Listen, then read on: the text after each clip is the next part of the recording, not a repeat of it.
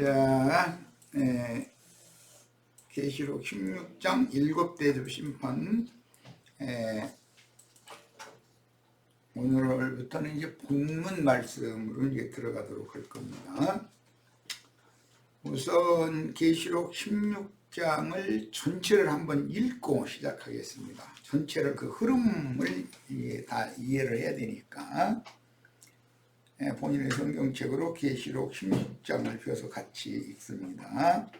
또 내가 들으니 성전에서 큰 음성이 나서 7 천사에게 말하되 너희는 가서 하나님의 진노의 7 대접을 땅에 쏟으라 하더라. 이게 7 천사에게 성전에서 이런 지시가 떨어졌다는 말이죠. 자, 첫째 천사가 가서 그 대접은 다 금대접이라고 그랬어요. 대접을 땅에 쏟음에 짐승의 표를 받은 사람들과 그 우상에게 경배하는 자들에게 악하고 독한 분기가 나더라. 둘째 천사가 그 대접을 바다에 쏟음에 바다가 곧 죽은 자의 피같이 되니 바다 가운데 모든 생물이 죽더라. 셋째 천사가 그 대접을 강과 물 근원에 쏟음에 피가 되더라. 내가 들으니 물을 차지한 천사가 이르되 전에도 계셨고 지금도 계신 거룩하신 이여 이렇게 심판하시니 의로우시도다. 그들이 성도들과 선지자들의 피를 흘렸으므로 그들에게 피를 마시게 하신 것이 합당하니이다 하더라. 또 내가 들으니 제단이 말하기를 그러하다. 주 하나님 곧 전능하신 이시여 심판하시는 것이 참되시고 의로우시도다 하더라. 넷째 천사가 그 대접을 해에 쏟음에 해가 권세를 받아 불로 사람들을 태우니 사람들이 크게 태움에 태워진지라. 이 재앙들을 행하는 권세를 가지신 하나님의 이름을 비방하며 또 회개하지 아니하고 주께 영광을 돌리지 아니하더라. 또 다섯째 천사가 그 대접을 짐승의 보좌에 쏟으니 그 나라가 곧 어두워지며 사람들이 아파서 자기 혀를 깨물고 아픈 것과 종기로 말미암아 하늘의 하나님을 비방하고 그들의 행위를 회개하지 아니하더라. 또 여섯째 천사가 그 대접을 큰 강 유브라데에 쏟음에 강물이 말라서 동방에서 오는 왕들의 길이 예비되었더라. 또 내가 보매 개구리 같은 새 더러운 영이 용의 입과 짐승의 입과 거짓 선지자의 입에서 나오니 그들은 귀신의 영이라. 이적을 행하여 온 천하 왕들에게 가서 하나님 곧 전능하신 이의 큰 날에 있을 전쟁을 위하여 그들을 모으더라. 보라, 내가 도둑같이 오리니 누구든지 깨어 자기 옷을 지켜 벌거벗고 다니지 아니하며 자기의 부끄러움을 보이지 아니하는 자는 복이 있도다. 새 영이 히브리어로 아마겟돈이라 하는 것으로 왕들을 모으더라.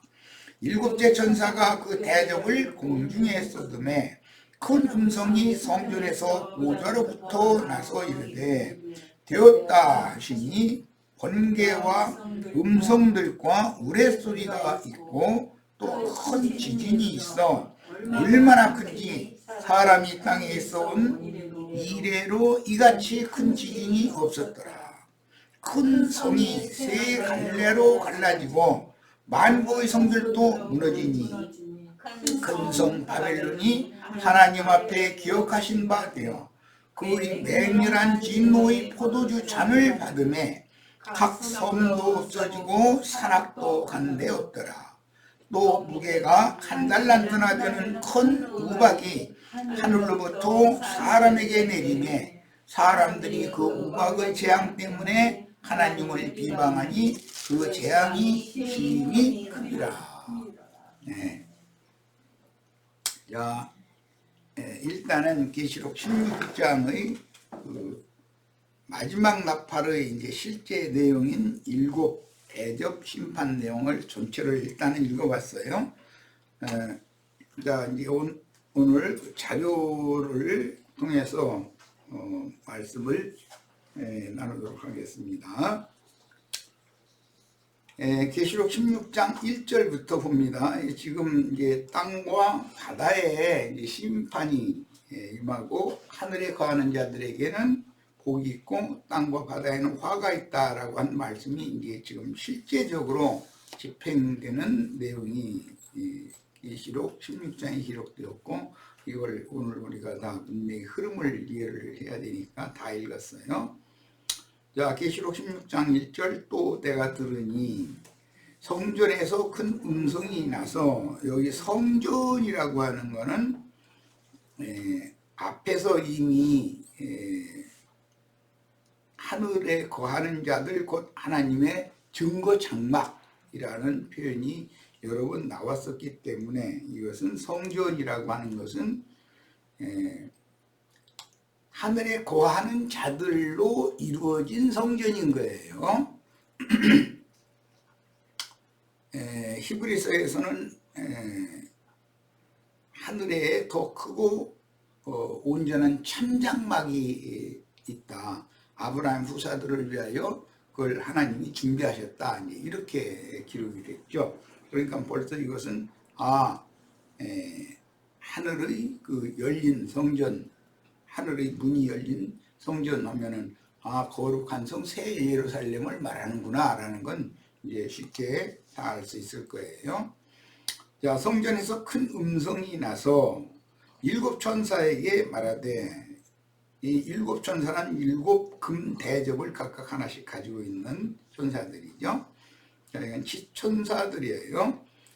너희는 가서 하나님의 진노의 일곱 대접을 땅에 쏟으라 하더라. 지금부터는 이제 하늘에 거하는 자들은 하나님의 성전에 들어간 자들이고, 올리브는 곡식으로 추수가 된 자들이고, 말할 것도 없이 어린 양의 신부가 된 자들이에요.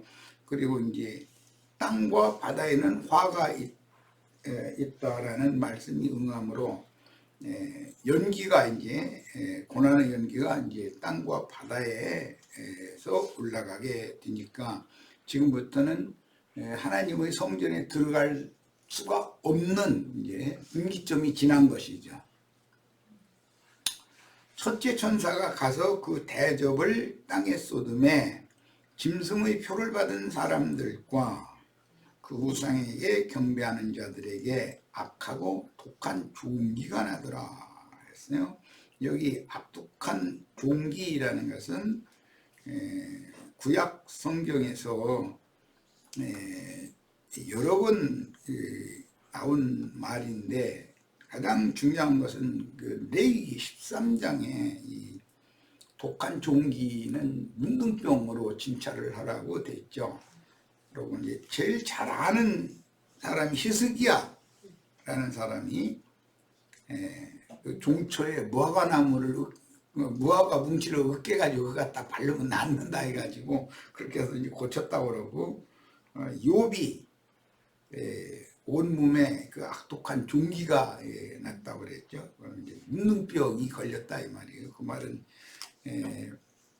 하나님의 말씀에서 생각한 문둥병이라는 것은 하늘의 저주가 인간에게 임했다, 그런 것을 말하는 거예요.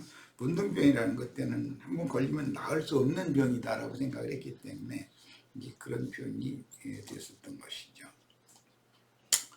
자, 그 다음에 그 성전에 대한 말씀을 좀 읽어보겠습니다.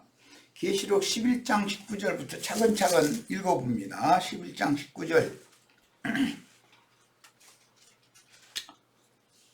이에 하늘에 있는 하나님의 성전이 열리니 성전 안에 하나님의 언약궤가 보이며, 또 번개와 음성들과 우레와 지진과 큰 우박이 있더라 그랬어요. 여기 하늘에 있는 하나님의 성전, 이건 아까 소개한 것처럼 히브리서 8장에서는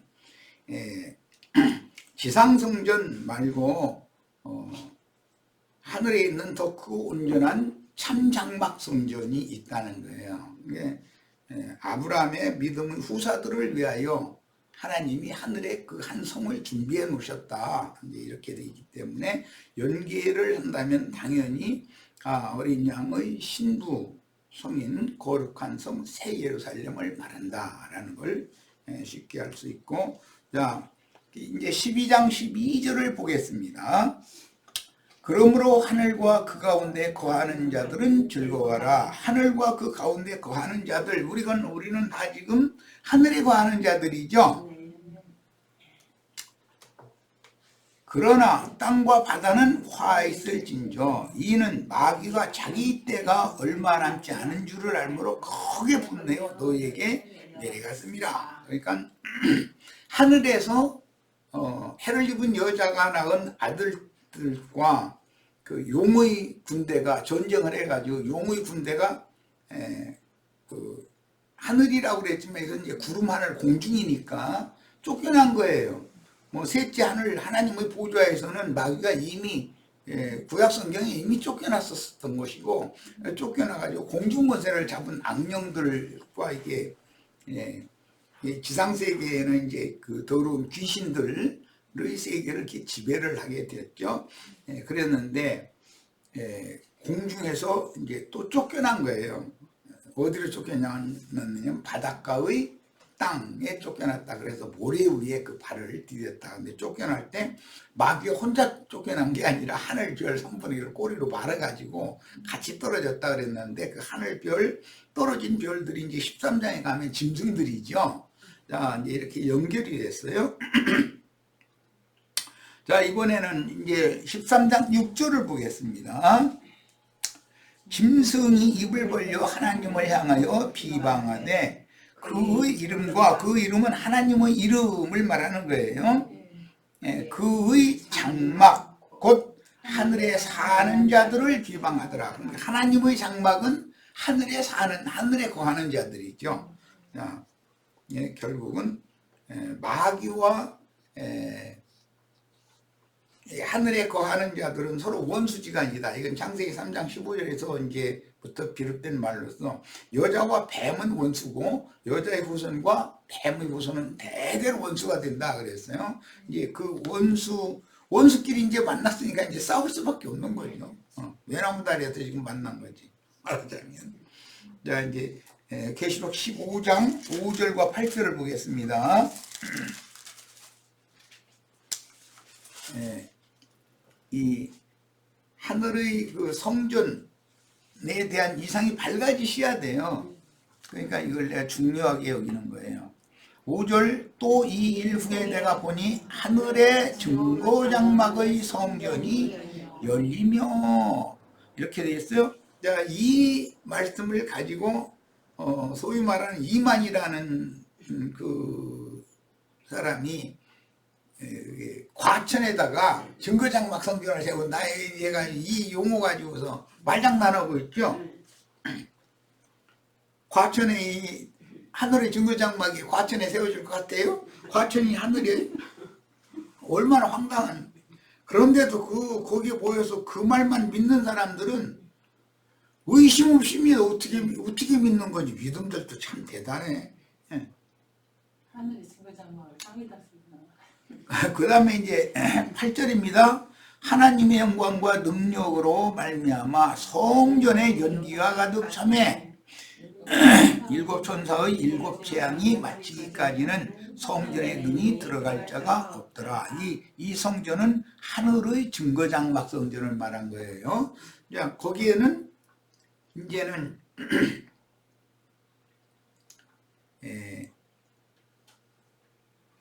계시록 16장이 되기 시작하면은 하늘의 증거장막에는 들어갈 자가 없다 그랬으니까, 그러면 땅과 바다에는 불심판이 이제 집행되면 진노의 그 연기가 계속 올라가겠죠. 그 연기로 인하여 하늘의 성전에 이제 들어가지 못한다는 거예요. 이게 뭔 말인지는 이제 충분히 이해하시겠죠. 아무리 그걸 하늘의 증거장막 성전에 들어가기를 원해도 계시록 16장이 이제 시작이 되면, 즉 마지막 나팔이 실제로 땅에 집행이 되기 시작하면 하늘 성전, 즉 거룩한 성 새 예루살렘은 아무도 못 들어간다는 것이죠.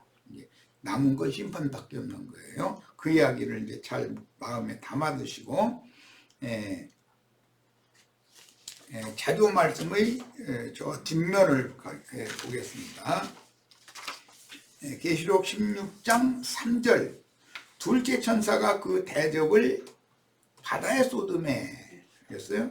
첫 번째는 땅에 쏟았죠. 이번에는 바다에 쏟는 거예요. 왜 그러죠? 하늘에 거하는 자들은 복이 있지만 땅과 바다에는 화가 있을 것이라고 하는 예언이 지금 그대로 지금 집행된다 이 말이잖아요. 자, 둘째 천사가 그 대접을 바다에 쏟음에 바다가 곧 죽은 자의 피같이 되니 바다 가운데 모든 생물이 죽더라 그랬어요. 이건 이제 창세기 1장부터 생각을 해야 되는데, 바다에는 큰 물고기와 여러 종류의 물고기들을 나게 하셨었죠. 그럼 비유죠. 우리가 예수를 믿기 전에는 바다 물고기들이었잖아요. 그런데 주님이 복음의 그물을 가지고 딱 쳐놓고 나서는 물고기들을 딱 그쪽으로 오르니까 그 그물에 딱 잡혀가지고서 다 지금 이렇게 주님의 교회 안으로 다 이렇게 모이게 된 거잖아요. 이제 왜 그러냐, 이게 그러면 바다라는 말은 세상 창세기 시작에서부터 세상을 말한다. 세상 이 바다에는 더러운 귀신들이 막 득식을 하죠.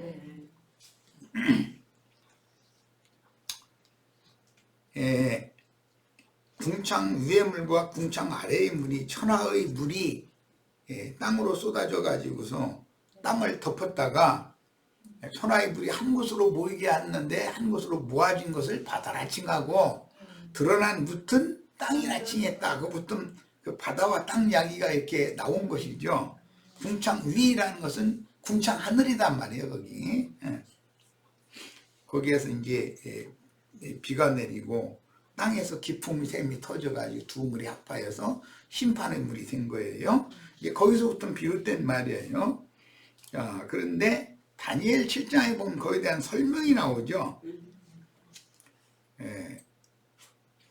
큰 바다에 대풍이 막 이렇게 몰려 불더니 바다에서 네 짐승이 올라갔다. 근데 이걸 이제 다니엘이 해석을 해주는데, 이건 장차 세상에서 올라올 큰 구망들을 말한다. 이렇게 해석이 돼 있죠. 그냥 바다는 세상을 말한다라는 것이 성경 자체가 해석하는 바예요.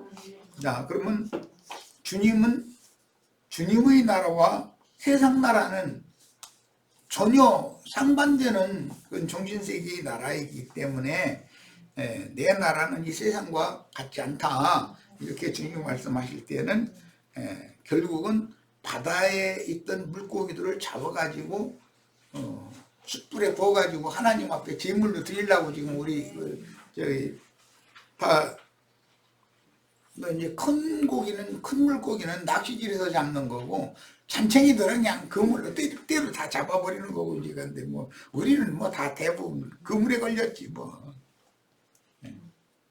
낚시에 걸린 뭐 큰 물고기도 있으면 좋지만 뭐 스스로 나는 막 튼튼한 낚시로 막 이렇게 해서 막 몇십 킬로씩 나가는 큰 물고기였다고 그러면은, 큰 물고기 좋아하면은 대통령 출마해야지. 바다 짐승이 뭔지 이제 아시겠죠? 그렇지, 세상 정치적인 권세자들을 말한다는 말이에요. 자, 그런데 이제 요한복음에 보면 갈릴리 바다에서 부활하신 주님을 제자들이 만날 때 큰 물고기가 몇 마리였어요? 153마리. 모나미 볼펜 153 잊어먹지도 않아. 153마리였어요. 그건 이제 주님의 일에 쓰임을 받을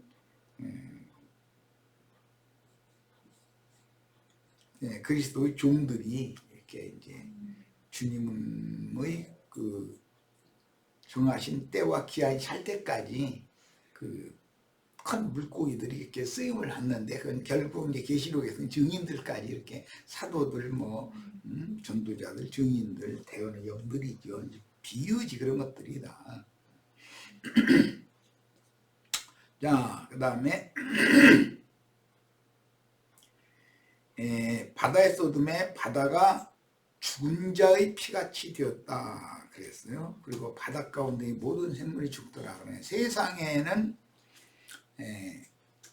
많은 부류의 세상의 영에 따라서 활동하고 사는 많은 짐승 인간들이 많죠. 바다 짐승 인간들이 참 많아요. 요즘 우리나라는 뭐 지금 바다에 막 그 노을종 파도가 그냥 막 그 근처에 가면은 파도에 쏠려가니까 그 근처에 가시지를 마세요. 뭐 대통령 출마한 사람들이 이러쿵저러쿵 하는 소리 그런 거 자꾸 들으려고 자꾸 이렇게 하다 보면은 휩쓸려 갈 수가 있으니까 파도에. 지금 막 우리나라는 그냥 바다에 막 큰 그냥 물결이 막 치고 있잖아요. 이제 그 바다에 역풍이 이렇게 불어대고 큰 바람이 불어대고 파도가 이렇게 큰 파도가 치고 그러면 주님이 오셔서 그걸 꾸짖어야 그 잠잠해지지. 그 전에는 그게 잠잠해지지가 않아요. 이게 뭔 말인지 다 이제 아실 거예요. 우리 집제들은. 바람과 파도의 우는 소리로 인하여 막 혼란하고 곤고해진다. 이제 뭐 이런 말씀 누가복음에도 나오는데, 우리나라가 지금 바다와 파도의 성난 소리가 지금 막 난리가 났죠. 지금 날마다 아주 머리 아파 죽겠어.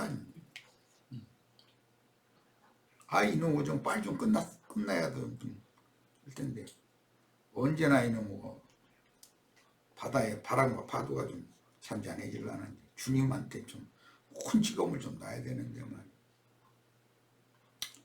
말이야.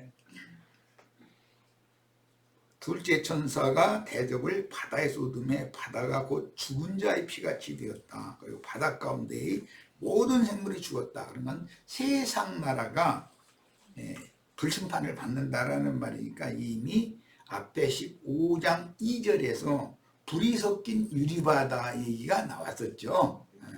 지금 그 15장 2절의 말씀이 여기 16장 3절 이하에서 실제로 집행이 되는 거예요. 이와 같이. 네 생물 중에는 특징이 뭐냐면 바다 생물은 들어가지 않아요. 네 생물은. 첫째는 사자, 소, 사람, 독수리. 여긴 바다 물고기는 안 들어있잖아요. 그러니까 네 생물이 되어야만 하늘의 장막성전에 들어갈 수 있는 것이잖아요. 바다 생물은 거의 못 들어가는 거예요. 많은 물에서 건짐을 받는 것이 구원이죠. 모세라는 말 자체가 많은 물에서 건짐을 받았다라는 뜻이에요. 그 용어 자체가. 우리 구원은 이 세상의 영들, 세상에서 부름을 받아서 주님의 것으로 분별되어진 것이 구원이다라는 걸 알 수가 있는 거예요. 자, 그 다음에 죽은 자의 피라는 것은 사람이 죽으면 그 피가 굳어버리잖아요.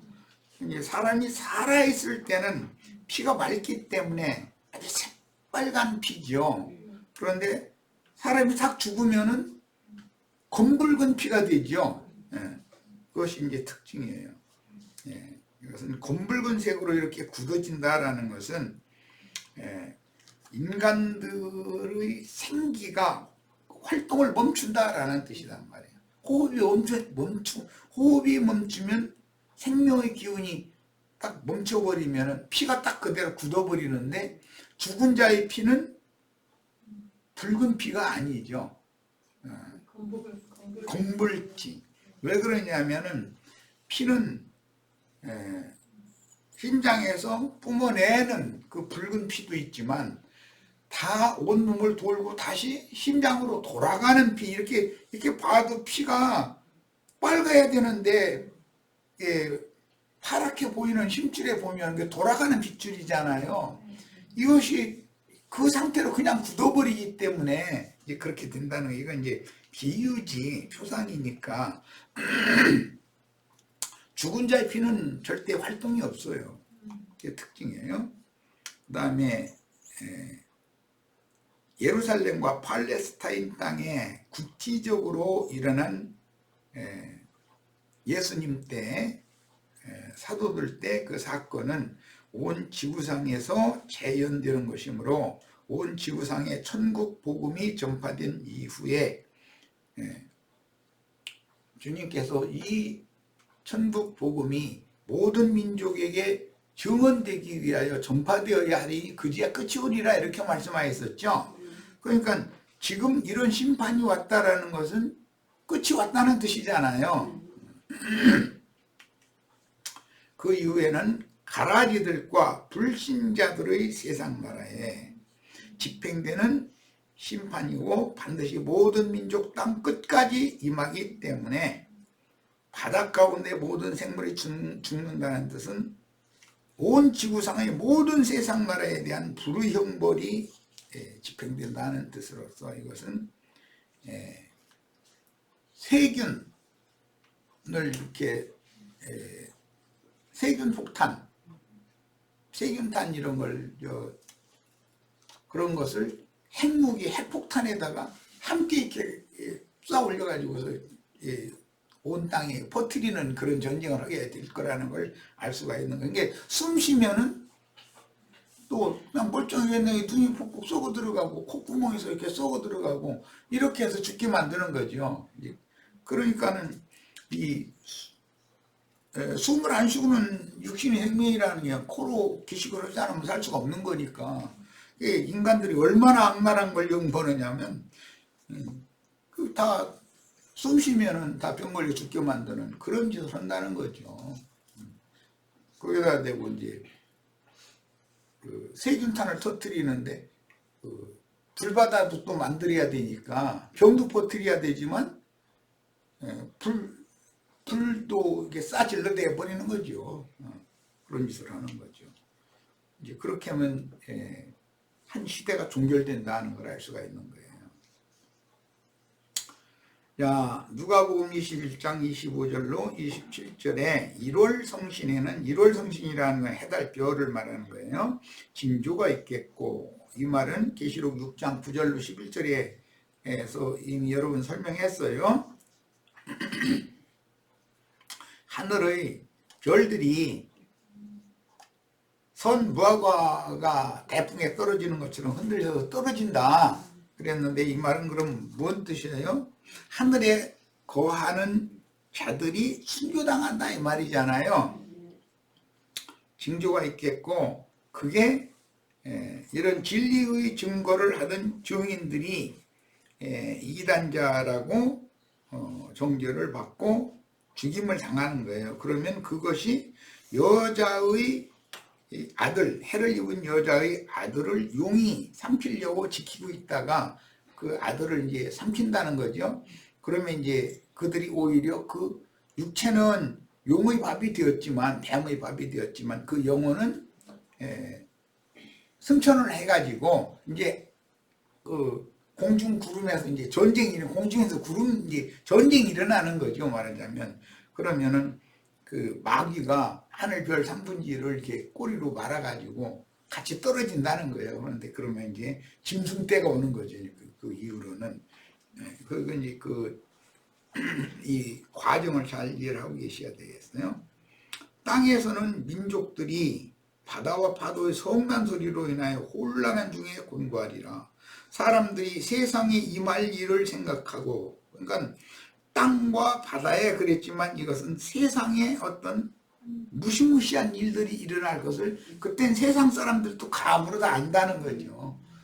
큰 강대 미국들이 이렇게 개입하는 어떤 큰 전쟁이 일어나면 그 분위기를 방무들 수는 없죠. 지금 뭐 러시아가 뭐 우크라이나라나 뭐 옛날 그 소련의 한 주였던 그 우크라이나 독립국이 러시아 말을 잘 안 듣는 모양이죠. 아마 미국하고 이렇게 손잡으려고 그러는 것 같죠. 그러니까 러시아가 그냥 지금 전쟁을 일으키려고 막 그러는 것 같더라고. 그럼 그 우크라이나 사람들이나 러시아 사람들은 그 지역에 사는 사람들은 큰 전쟁이라는 건 어차피 피해를 당하게 돼 있잖아요. 우크라이나가 군사력이 아무리 약하다고 한들 지금은 현대화된 무기이기 때문에 러시아라고 피해가 없을 수는 없죠. 거기다 대고 우크라이나를 러시아 군대가 만약에 한 발짝이라도 그 국경을 넘어서서 땅을 침공하는 날에는 미국이 우리가 즉각 개입하겠다고 공언을 하고 있더만, 그러면 세계대전이 일어날 수밖에 없는 거죠. 이제 그런 것이 지금은 말로 말싸움을 하지만 실제로 어떤 상황이 되면 실제로 전쟁이 붙을 수가 있는 것이거든. 참 그런 소문이 사방에 횡행하고 그러면은 김정은이가 날마다 핵폭탄 뭐 어떻게 해가지고 어디로 뭐 쏘아 올리고 뭐 로켓탄 뭐 쏘아 올리고 그런 날마다 뉴스에 싸우는 거 보면은 저 언젠가 한번 일 저지르고 말겠구만 하고 우리 감이 오잖아요. 대한민국 사람들은 불대접 머리에다가 다 한 대 접시 이고 살고 있는 거예요 지금.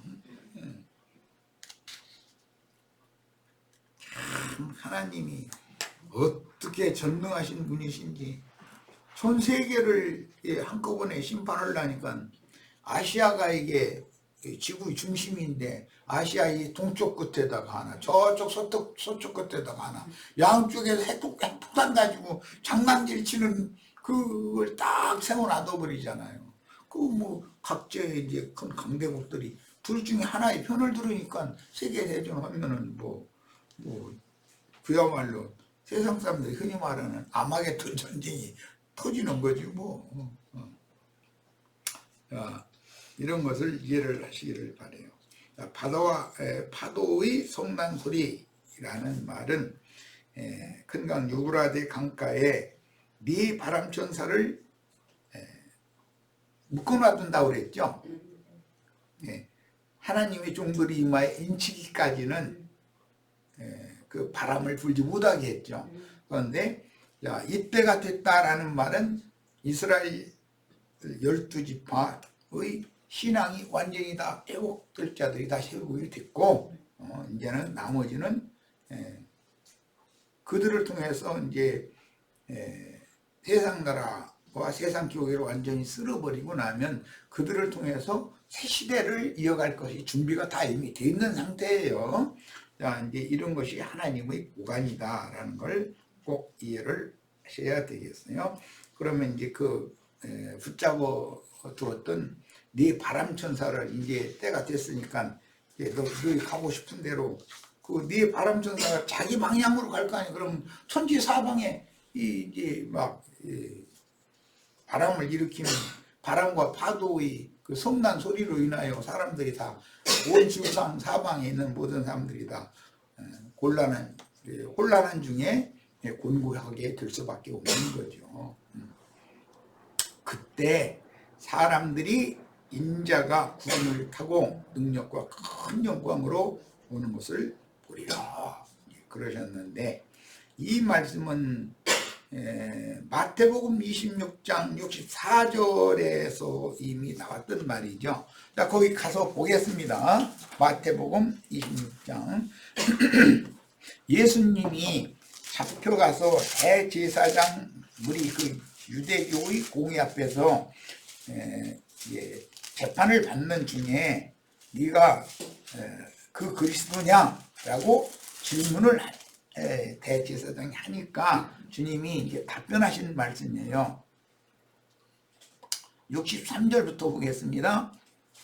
26장 63절부터 예수께서 잠잠하시거늘 침묵하시거늘 대제사장이 이르되 내가 너로 살아계신 하나님께 맹세하게 하노니 네가 하나님의 아들 그리스도인지 우리에게 말하라. 이게 유대교 공회에서 예수님을 지금 자신들의 율법으로 재판하고 있는 중이에요. 그러니까 이제 64절 예수님이 거기에 대한 답변하시는 거예요. 예수께서 이르시되 네가 말하였느니라. 대제사장 보시는 말씀이죠. 그러나 내가 너희에게 이르노니 이후에 인자가 권능의 우편에 앉아있는 것과 하늘 구름을 타고 오는 것을 너희가 보리라. 이렇게 답변을 하셨어요. 이 말씀이 계시록 1장 7절에 주님께서 구름을 타고 오시리라는 말씀이 나왔었죠. 그런데 계시록 10장에 가서 누구에게는, 즉 증인들과 동역하는 어린 양의 신부 교회에게는 해를 입은 힘센 천사가 작은 열린 책을 가지고 내려와서 그 작은 열린 책을 요한에게 줬죠. 반무성무 요한에게 그 받아 먹으라고 그러고, 그거 이제 배에 내려가서 소화가 다 되면은 또 모든 민족에 네가 나가서 다시 예언을 해야 된다 해가지고 이제 11장에 가면 두 증인이 다시 예언하는 말씀을 이렇게 이어서 여기까지 오늘 온 거예요. 자, 그 문맥의 흐름을 잘 이해하시고 계셔야 되겠어요. 자, 그러면 그 힘센 천사가 작은 책의 말씀을 증인들에게 주기 위하여 가지고 오는 것은 도적같이 오시는 주님이죠. 그러나 계시록 14장 13절에서 16절 사이에 보면 지금 이후로 주 안에서 죽는 자들은 보이도다 하고 흰 구름 위에 인자 같은 이가 날카로운 예리한 낫을 가지고 땅의 모든 몫이 이겼으니 그 낫을 땅에 던져가지고 다 거두는 말씀이 나왔죠. 자, 그러면 그것은 주님이 구름 타고 오시는 것이다. 이게 그게. 그런데 이제 기독교인들은 이런 말씀에 대한 흐름에 대해서 그 맥을 못 잡고 있기 때문에 자기네들은 죽지 않고 그 창공에 떠다니는 구름 속으로 휴거된다. 이제 이러고 이제 철석같이 믿고 있는 거죠. 참 그런 얘기 들어보면 너무 황당하지만 그건 우리가 보면은 그 사람들이 너무 무지한 사람들이고 황당하지만 그 사람들의 세계에서는 그게 꿈이거든. 왜 예수 믿어요? 그러면 난 안 죽고 휴거되려고. 아니면 만약에 죽어도 좋은데 천당으로 가려고. 그게 그들의 예수를 왜 믿느냐면 그게 그 목적이거든. 참 우리가 볼 때는 그런 일은 없는데 말이에요. 참 황당하죠. 자, 이제 구름 타고 오신다는 이 말씀에 대해서 잘 이해를 하시고 계셔야 됩니다. 자, 그 다음에 인자께서 수레로 타신 구름은 온전케 된 의인의 영들인 앞서서 가신 증인들이다. 구름 같은 증인들이 구름 수레가 되는 거지. 주님이 구름 타고 오신다라는 말은 이 생에서 전도자로, 증인으로, 선지자로 쓰임을 받다가 순교한 그 증인들의 영들을, 구름같이 허다한 증인들의 영들을 수레로 타고 오신다라는 말이란 말이야. 그러니까 우리 형제 자매님들은 오는 세상에 주님을 모시고 오는 구름 수레가 다 되셔야 되겠죠. 그 구름 수레들이 누구냐? 온전케 된 의인의 영들이고 그들은 다 치천사들이다 이거예요. 하나님은 그 구름을 타고 오신다 그랬지만 사실은 불꽃 천사들과 함께 오신다라는 말이거든요. 그래야 이 불대접을 뭐 이제 원수들한테 쏟아붓든지 뭐든지 할 거 아니겠어요. 그런 그 성경의 흐름에 대해서 꼭 이해가 있기를 바라요. 고린도전서 15장, 이거 중요해서 이건 잘 읽으려고 그래요. 51절, 54절을 보겠습니다. 구름 타고 오시는 주님에 대해서 읽어보려고 그러는 거예요. 고린도전서 15장은 세상 기록에서 부활장이라고 그러죠. 13장은 사랑장이라고 그래요. 12장은 고린도전서 12장은 은사장이라 은사. 여러 가지 은사들 얘기가. 지금 내가 말하는 이것은 뭐 신학생들한테만 이제 신학교에서 목사들이 이렇게 가르쳐 주는 용어인데, 그러면 암기하고 계셔야 돼. 고린도전서 12장 하면은 그건 은사장, 고린도전서 13장 하면은 사랑장, 고린도전서 15장 하면은 그것은 부활장. 이렇게 아주 그런 것 정도는 암기를 다 하고 계셔야 돼.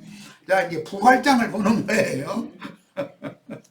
여기 마침 그저 신학교 같은 애고. 고린도전서 15장 51절 54절 봅니다. 보라, 내가 너희에게 비밀을 말하노니 우리가 다 잠잘 것이 아니요. 다 잠잔다는 것은 예수 잘 믿다가 자기 생애를 마치고 천당으로 간 것이 아니라 음부의 낙원으로 간 것을 말하는 거예요. 그래서 주 안에서 자는 자들이 먼저 일어나서 부활 때가 되면 그러는 거예요. 그 연결을 잘 하셔야 돼. 우리가 다 잠잘 것이 아니요 마지막 나팔에, 지금 계시록 16장은 마지막 나팔의 내용이죠. 일곱 대접 심판이라는 것은 마지막 나팔인 거예요. 일곱 번째 나팔, 마지막 나팔에 순식간에 호련이 다 변화하리니, 이 말씀에 대해서 오해를 해가지고 자기들은 상공 하늘에서 천사들이 막 트럼펫 불어가면서 이제 막 예수님 막 그 흰옷 입은 천사들 막 펄럭펄럭 해가면서 예수님 이제 오실 건데, 그때 자기네들은 죽지도 않고 호련히 다 변화가 된다는 거예요. 변화가 돼가지고 그들의 꿈은 뭐죠? 구름 속으로 휴거되는 거예요. 그런데 실제로는 흰 구름 위에 앉은 인자께서 땅에 낫을 던져가지고 땅의 모든 곡식을 베는 거죠. 땅바닥에 뿌리 내리고 있는 생명 자체를 끊어버린다라는 말이잖아요. 그 말은 무슨 뜻이에요? 이 육의 생명을 딱 끝낸다 이 말이잖아요. 베지도 않았는데 어떻게 휴거가 되겠어요? 베가지고 다발로 묶어서 탈곡을 해야 탈곡된 알곡만 천국의 곡간으로 데리고 가고, 쭉정이는 바람에 날려서 모았다가 태우고, 이게 추수가 종결이 된다 이 말이잖아요 지금. 그런데 이런 그 하나님의 말씀의 흐름에 대해서 이해를 못하는 목사라는 사람들이 전혀 이런 말을 못 알아듣는 거예요 지금. 그러니까 이런 것을 그냥 단순하게 순식간에 호련히 다 변화하리니 나팔 소리가 나매 죽은 자들이 썩지 아니할 것으로 다시 살아나고, 이제 이래 놓으니까 공동묘지에서 이제 맞아. 이런 말씀에 대해서 어떻게 생각하느냐 하면 자기 아버지, 할아버지, 증조할아버지, 고조할아버지 매 수십 대 할아버지가 자기 선산 공동묘지가 다 선산 무덤에 다 있는데, 거기서 막 무덤이 막 쫙 열리고서 막 이게 내가 네 몇 대 전 할아버지다, 몇 대조 할아버지다 해가면서 막 나온다 이제 이러는 거예요. 그러면 내가 그래서 아니 그 몇 대조 할아버지 할머니 사진 있어. 대조나 해보지 사진이 있으면. 그런데 수십 대조 할아버지 할머니를 어떻게 알아보려고 그러냐 말이야. 내가 오죽하면 답답하면 이렇게 말하겠어. 그러고 흙무덤이 쫙 갈라져서 열릴 일이 있어요 없어요? 얼마나 황당한 예수를 믿는 거예요 지금.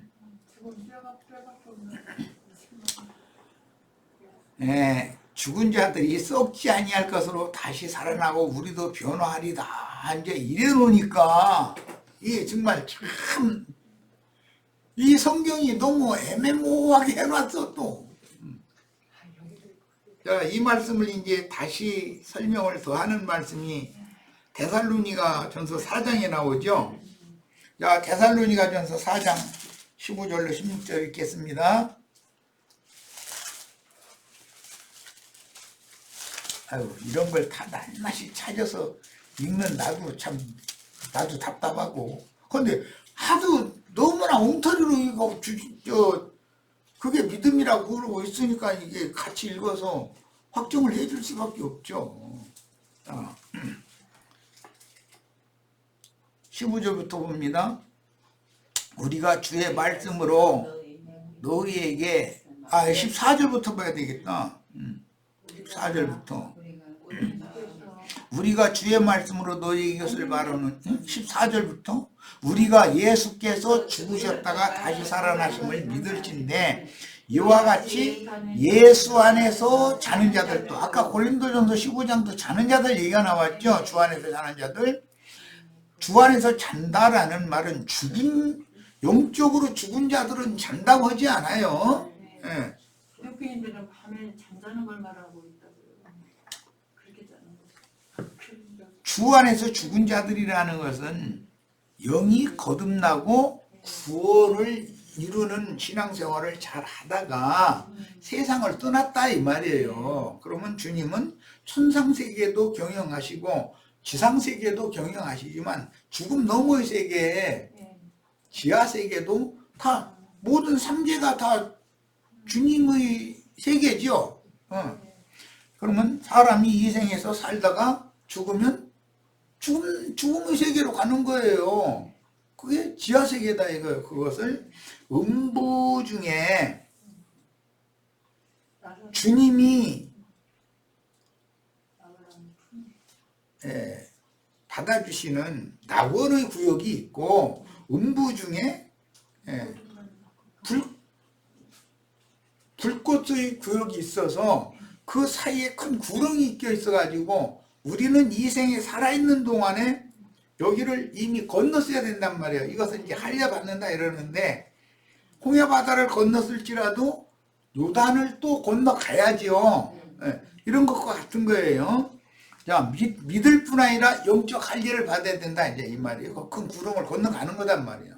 그러면 세상과 죄와 율법의 저주를 완전히 이제 건너간 거잖아요. 그 사람만 주의 품에 들어가서 쉬는 거예요. 이제 자다가 쉬다가 마지막 나팔, 오늘 우리가 나누는 계시록 이 16장이 집행되는 이런 증거, 지금 내가 지금 증거하는 말이 마지막 나팔이죠. 말하자면 이런 나팔이 부러지면 주 안에서 자던 자들이 무덤이 열리고 바위가 터지고 그래가지고 다 나와가지고 거룩한 성에 들어가서 많은 사람들에게 이제 보인다 이제 이랬는데, 그래서 하나님의